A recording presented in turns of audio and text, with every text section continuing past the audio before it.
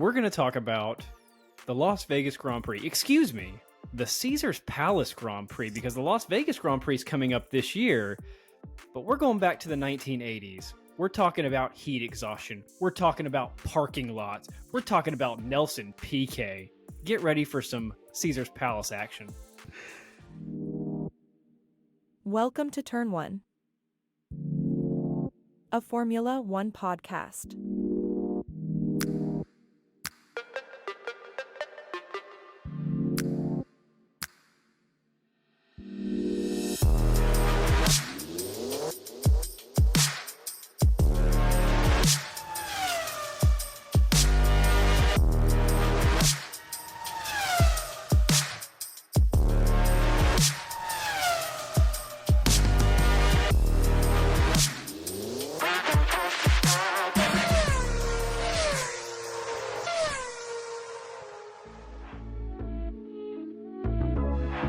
Now entering the grid.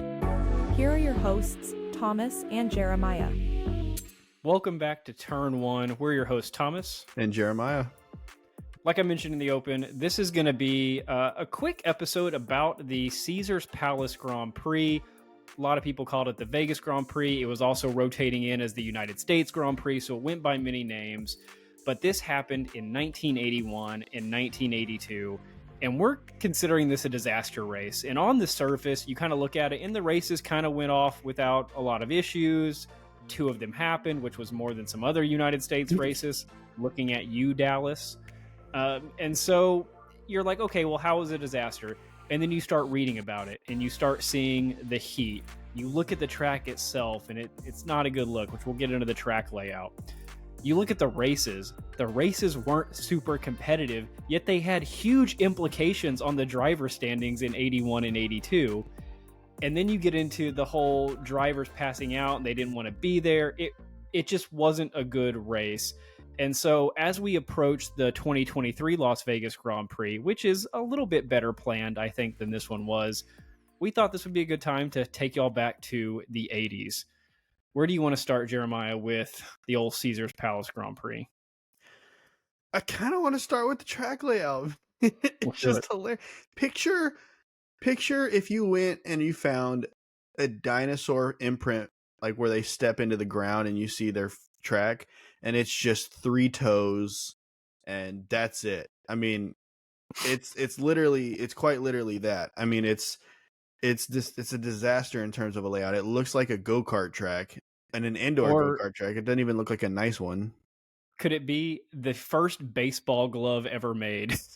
Yeah, back in the old school days when 1903, when it outlined your hand, except you only have three fingers. What do we call it? The Raleigh Fingers glove? Yeah. The track had 14 corners, more left turns than any other track on the F1 calendar.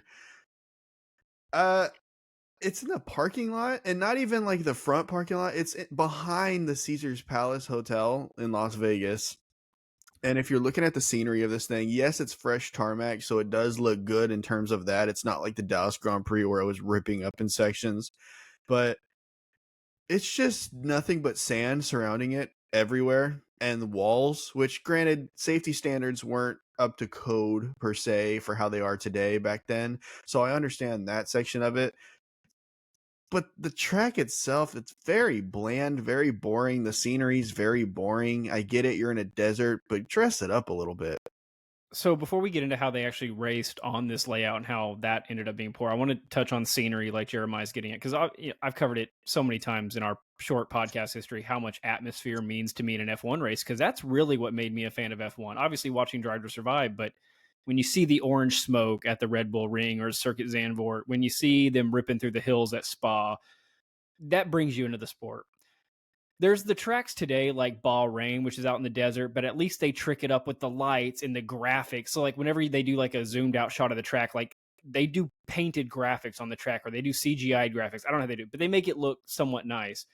When you go look at like just Google 1981 Caesars Palace Grand Prix track, Vegas was a big deal in the 80s. Like it was built up, Nowhere like it is today, though. The glitz and the glamour wasn't there. It was just kind of hotel buildings with casinos attached and a lot of parking lots. It's Meanwhile, sand. sand. Meanwhile, today, I mean, the strip now is very well built up. They have a lot of things right off the strip. And so if you take an aerial shot of the strip, it's completely filled up with lights and building and really cool things. But you go back to 1981 and it was the bare minimum of a casino town just to get people in the city. And this track, again, like Jeremiah said, is half parking lot because it was Caesars Palace parking lot and half sand, and then a freshly paved, horribly laid out left turny track.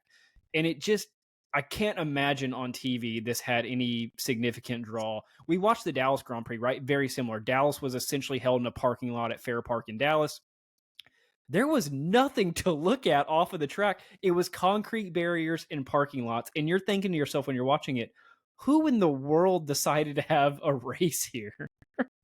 On top of that, just to make sure that they could get the full time allotted for this, they had to put 75 laps on this. So you're just watching these people go around this horribly made track for 75 laps. On top of that, it's hot. It was 130 degrees on the actual track itself, which is ridiculous. Now it wasn't like a massive heat exhaustion-esque thing like it was in the Dallas Grand Prix where people are passing out and all that, but the drivers were getting sick just in the practice sessions alone. In fact, there's a little funny tidbit about Nelson Piquet in the 81 Grand Prix where he got sick during the practice sessions and had a 90-minute massage from Sugar Ray Leonard's masseuse. Was it him also? Was it Piquet that had to take like a 15-minute exhaustion break after he won in 81? There was some note that he had to go like he was close to heat exhaustion or heat stroke in 81 whenever it happened, because I think 81 was held in October, which if you're not familiar with Vegas, it's kind of hot all year round, but October is still very summerish in Vegas. And it's a everyone likes to say and joke, it's a dry heat. You don't really sweat a ton. You just suddenly find yourself dying. It's by that kind of how that happens. Which, if you know how the human body works, you need to sweat so that you can get off some of that heat. Otherwise, you're just getting pelted by the sun. When we're talking about track layout in terms of the actual race, though, so Jeremiah mentioned 75 laps around this super boring track. We were trying to find some of the speeds on this, and obviously you can find the lap times. They're ranging between like 117 and 120 between quali and the race fastest laps. So decent times, but there was some article that said like the average speed was just over 100 miles an hour. So you're watching these guys drive around this track 75 times, just coasting over 100 miles an hour. I'm bored out of my mind. Oh, it's so rough. On top of that, you had an 11-mile-an-hour wind. So there's that factor too. I mean, it's the track itself. If you looked at the total distance of the track, it was only about 2.2 miles, which I guess if that's that works in comparison to like Monaco and places like that. But Monaco has the glitz, the glamour, the atmosphere. So yeah, it's a small track, but you have plenty to look at, plenty to enjoy. This was sand and track. One of the things that I might have cut you off on when you were talking about Nelson Piquet too, and there's going to be a lot of Nelson Piquet because he was the guy at the time, right? Like this was his prime years. So he had to do that Sugar Ray Leonard masseuse session because of those left turns. There were significantly more left turns on this track than anywhere else in the 81 and 82 seasons. And the drivers train every part of their body for the season. And modern drivers more so, like their workout regimens are intense, right? Like they have a trainer that literally goes through all the muscle groups of their body and perfects them to be Formula One drivers. And you're looking at some of the current drivers and you're like, Sergio Perez doesn't look like a peak athlete, but what he needs, he looks like a dad, but what he needs to be a Formula One driver is there. And what I really want you to go look at is young Lewis Hamilton. Like go find 2007, 2008 Lewis Hamilton. He's thin, like a toothpick. You look at Lewis Hamilton now, he's still a thin guy, but his neck is massive. All of their necks are massive. In fact, the drivers, they quoted the Las Vegas thing, like with the whole left turns and it putting more pressure on your neck in a different way than the rest of the calendar.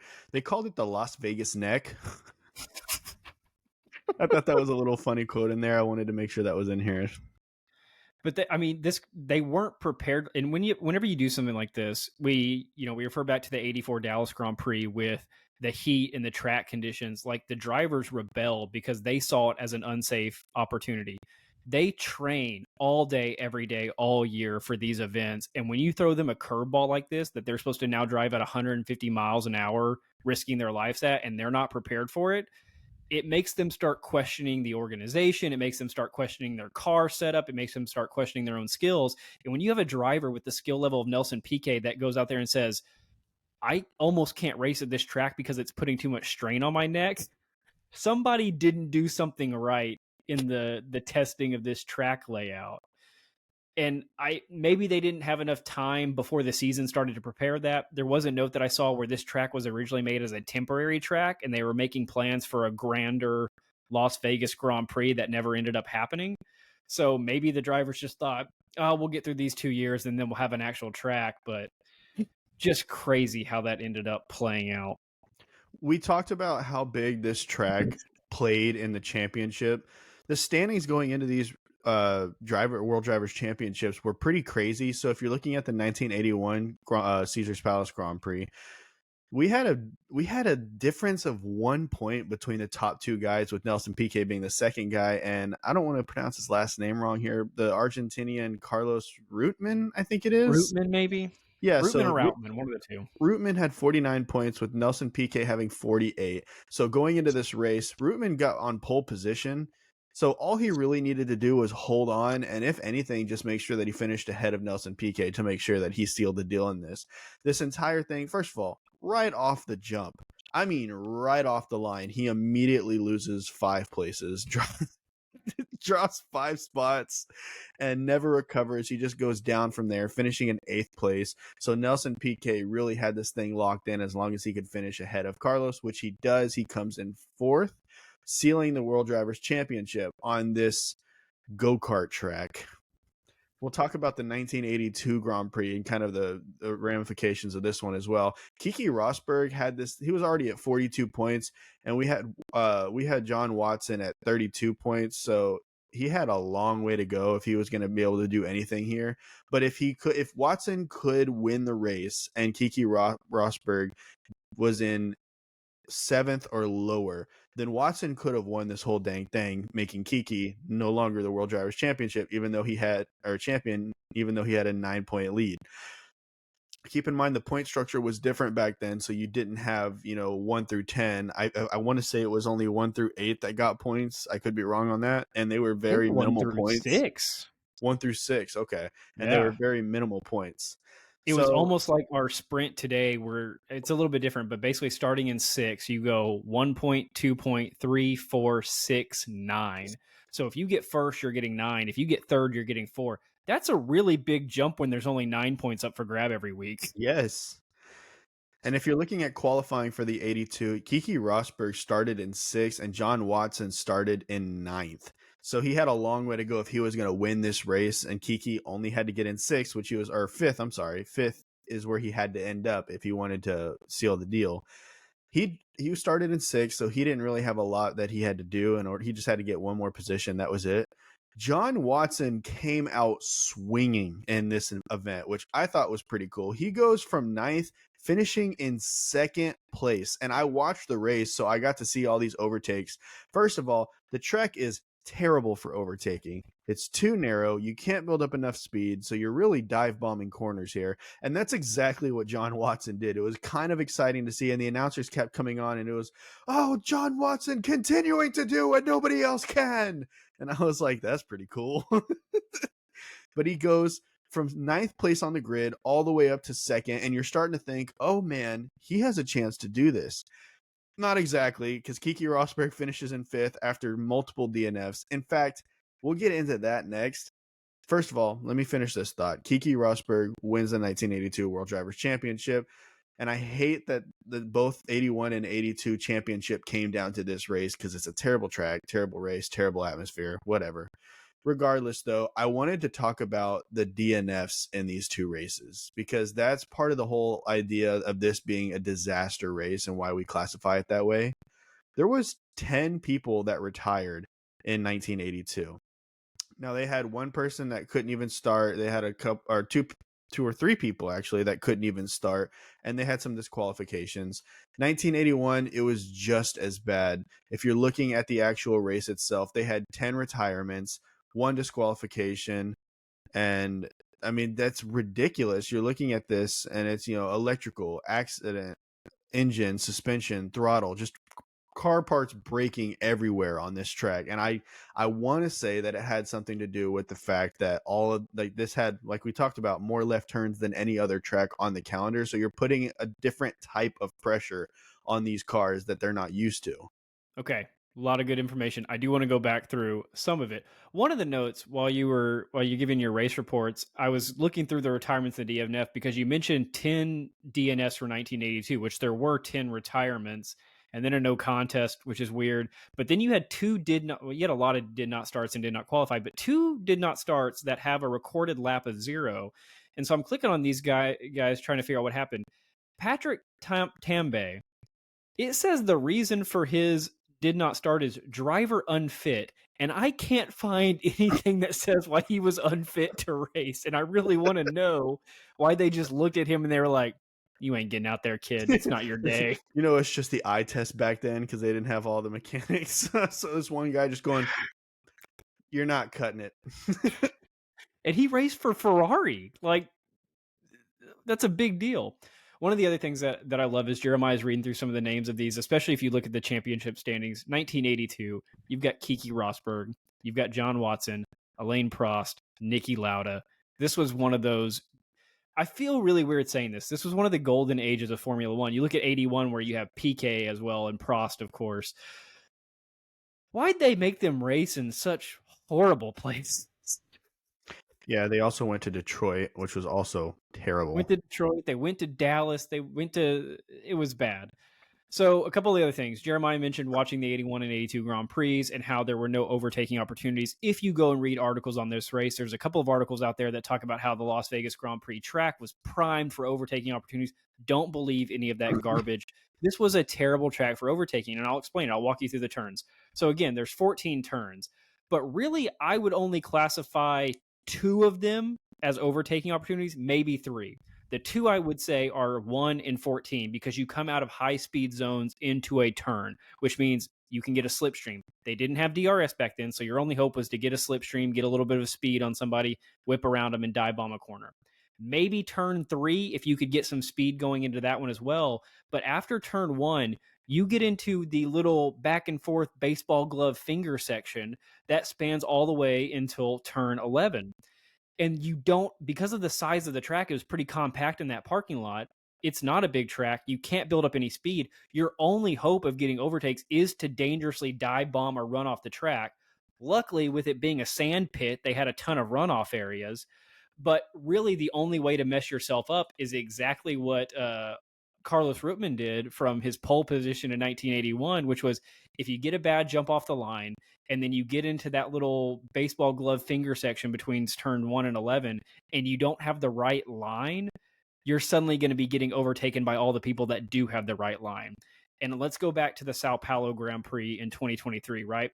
This is almost a miniature version of Sao Paulo, right? More turns for sure, but kind of a condensed version of Sao Paulo. Now, Sao Paulo allows for more speed. There's more elevation. It's a million times better track. But in Sao Paulo, look at Sergio Perez and Fernando Alonso's final couple of laps battle, right?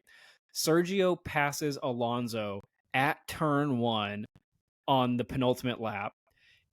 Doing so, though, he is out of position on the next set of turns. Alonso's in the right position, and Alonso gets him back before the checkered flag. Vegas, you're talking about 75 laps of hoping somebody's out of position in order for you to get an overtake. And that is a horrible way to watch a race when there's nothing you can do to get around somebody except hope that they make a mistake. So there's that. I have a couple more things for you. When we talk about worst tracks of all time, this is what kind of prompted was this really a disaster race? And it pushed it over the edge to where it is. There's a million articles out there that rank the worst tracks of all time. There's some common themes on a lot of these. You'll see the Dallas Grand Prix I've seen ranked in the top 5 in at least 10 articles that I pulled up. because it was horrible. And Caesars Palace, the Las Vegas Grand Prix, is number 1 or number 2 in all 10 of those same articles. That is how bad this track is looked at in F1 lore, that it is number 1 or number 2 all time worst. And the different articles go into why they rank tracks a different way. So I'll read this one. Sports Cabri, they say that it was set up in a parking lot behind a casino. There's no way to sugarcoat it. This track is awful. They talk about all the left turns. They talk about the unused space in the infield, which again, if you pull up the track map, picture Bahrain and how they fill in and they add graphics and they add imagery and lights and colors. No, Vegas is just sand. You look over at Champagne and Slicks, they rank Caesars Palace the 3rd worst of all time, and they start with one of several failed American flirtations with Formula One. Ouch. The event limped on as a kart race in 1983 and 1984 before disappearing for good. Well, I mean, if you look at how Brazil is laid out, I mean, they're trying to fit a bunch of racing into a small amount of square footage, or I mean, you know, the actual land itself, how much land that they have available to build a track. So it doubles back on itself. It uses all of the infield as more track. This is just a baseball glove, and there's just so much emptiness in between. Like they could have done so much more with this little area that they had. I think I like Jalopnik's review the best. It's literally like 3 sentences, but it says, I may be new to the ways of F1, but one thing I do know is cars seem to like going fast. I like watching cars go fast. This track doesn't let them go fast. What a great review by Jalopnik. I mean, that's the essence of Formula One. You can have a finesse, an agility, some kind of technical section in an F1 track, right? Like we don't want, outside of Monza, we don't want pure speed for an hour and a half, right? There needs to be some kind of driver skill level to it. But there does need to be a significant portion of the race be see car go fast. Because that is essentially what is making us watch these races is we like the fast cars. Okay, what do you want to get into as we wrap this up? I only have one more thing for me. You touched on this kind of being like the golden age of the drivers. I wanted to get into more about who was driving in these things because it was pretty sweet lineup. As you're looking in 1981, you're seeing Keke Rosberg, Nelson Piquet, Alain Prost, Mario Andretti, Nigel Mansell, Jacques and Gilles Villeneuve, and of course the American Eddie Cheever, always a fan favorite. And as you look into 1982, of course, you have the exact same cast minus the Villeneuves, but now you have coming out of retirement Niki Lauda, who's racing for McLaren. So the big names that were players in this whole ordeal here. And so when you're looking at the racing itself, you had masterminds working their way around this track. And granted, you have this horrible track, and it's a horrible environment and everything else. But I guess if you're watching the race, you still do get the luxury of these guys figuring out what they can do with such a horrible track and try to make the best of it. And that's why we saw some of these crazy overtakes that we were talking about. You almost feel like there might be a camel race taking place down the street, huh? Looking at you, Qatar. Yeah. So last thing I wanted to bring up, let's move away from the Caesars Palace Grand Prix. We talked about its horrible track layout, but they did have 2 really cool races there that had big championship implications on the line. So if you're a big F1 history person, go back and watch them. They're on YouTube or F1. I think YouTube, right, is where they are. I didn't see them on YouTube. I watched them on F1 TV in the archive, but that's just because I had access to it. I'm sure they're on YouTube. F1 TV is like, what, $80 a year and super worth it. You can find everything on there and watch all the races. So go check that out. But again, we started this video with why now on talking about the Caesars Palace Grand Prix. This is 2023. About a week and 2 days from now, we have the 2023 Las Vegas Grand Prix, which is the first return to that. It is now the 3rd American track in 2023 that we're going to be racing. And again, it's the penultimate race before we get to Abu Dhabi. Not really any, there is 0 winners implications on the line for this in terms of the Drivers' Championship, but we do have some big implications for the number 2 and on spot in the Drivers' and Constructors' Championship. Here's where I want to start. This isn't going to be a preview of the Vegas Grand Prix. We'll do that. But is this going to be another disaster? I don't think F1 will allow a disaster race today. Like, you're not going to have the drivers having heat exhaustion. You're not going to have, horrible attendance or finances. I mean, maybe you can Qatar. debate me. Yeah. Oh, that is true. But we're in November now. It's not too hot. But the track layout. Why can they not get the track layout at Vegas right? And I could be proven wrong, right? We haven't seen them go full speed at Vegas yet. I've seen the test runs that they've been doing. It looks a little slippery and the turns look a little narrow, which isn't favorable for Formula One. They moved it out of the Caesars Palace parking lot, thankfully. And they've now moved it to the strip. Cool. There should absolutely be a large portion of the track running down the strip. That should be a DRS straight, which it is. Awesome. But then when you get off the strip, you would think that there might be a couple technical sections. There might be a couple of cool little zigzag, whatever you want to call them, some S-curves, some chicanes. They really only have 2 technical sections off the strip. You have the one chicane going around the sphere, and then you have the one chicane, although it's not really a chicane, going around the paddock and where the pit is. And I'm just looking at this track thinking, where is anybody going to overtake? Because this has the opposite issue that the original Caesars Palace had, where it was so many turns. This is so little turns. And when you just have a wide open track, guys struggle. For those of you that are struggling to picture it because you haven't looked it up yet, you haven't taken a look at what the layout's going to look like yet, allow me to describe this for you. Grab any 3rd grader or 4th grader, tell them to draw the outline of a bear laying on his back with his feet up. That's exactly what this track looks like. Dude, you nailed that. Wow. Seriously. Upside down bear. Every time I see it, that's all that I think of now. That is brilliant. I mean, don't get me wrong. It's going to be a cool visual, and I mentioned it already on this one. I love the visuals, right? Like, it's going to be awesome. The lights, the scenery, the Vegas Strip, although a lot of people are complaining that they've kind of destroyed the view of the Vegas Strip, Formula One. We'll see how that holds up. The sphere is going to be cool. I'm sure they're going to have a lot of F1 theming going on the sphere. That's going to be awesome. I'm just worried about the actual racing action. And we've heard a couple of drivers in the past few weeks. I think Max Verstappen is the most notable that said that it seems like they're only going to Vegas for the spectacle and not for the race. No, that's 100% what it is. It's 100% what it is. And as a real F1 fan, which we've ingrained ourselves in this sport over the past couple of years, initially I would have been like, yeah, cool, it's Vegas, that's awesome. And I still am a little bit like that, but at the same time, I'm like, I really want a good race. Because if I'm sitting there dedicating just an hour and a half for the race, but not to mention an hour for the qualifying, an hour for the practices, watching all the interviews, like, you're talking about dedicating hours to this one event. It better be good. Well, I hate to burst your bubble there, but they're definitely coming here for the money and for the spectacle of it being in Las Vegas itself. The track, we already talked about it. It's very open. So we're going to see some high speeds that I'm looking forward to. Hopefully we're going to see maybe even some records. I don't know as far as on-track speed. That would be cool. That would be a spectacle. And definitely with the DRS, we will see passing, but it'll be in the exact same spots on the track every single time.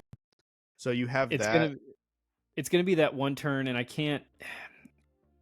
Turn 12, I think, is going to be your big overtaking section. No, turn 12 or 14, because those are where you're coming off some speed zones. The course goes counterclockwise, and so... I don't know. We'll see. I think if nothing else, something that we can watch for is there's going to be a battle between Sergio Perez and Lewis Hamilton, because they are both now the contenders for the 2 spot. We talked about this after Sao Paulo, that Sergio now has, a 32-point lead over Lewis Hamilton. So maybe that'll give us some fun. We can see where those guys finish. I don't know. If there's any indicator that tells you what everybody in America is thinking of this Las Vegas Grand Prix, how about the fact that the tickets have gone from $1,500, which is the most expensive on the calendar, to now we're a week and a half out and they're down to $1,000. So they've already dropped 33% and dropping continuously. And still. 1,500 was pretty conservative, because when me and you first started looking, like, it was like $3,200 for a 3-day pass. Yeah. It was crazy expensive. Well, the problem is that now they're not selling tickets for obvious reasons. So now they're like, well, how about you come now? Now it's only $1,000. Goodness. All right, let us know in the comments. Do you think this Las Vegas Grand Prix is going to be a disaster, just like the 1980s version, or are they going to make it a little bit better? Let me know. Guys, if you think that they should take away all of this year's cars and bring back the cars of 82 and race them on this this new Las Vegas setup, I agree with you, and I want to see it too. All right, guys, we'll see you. Bye, guys.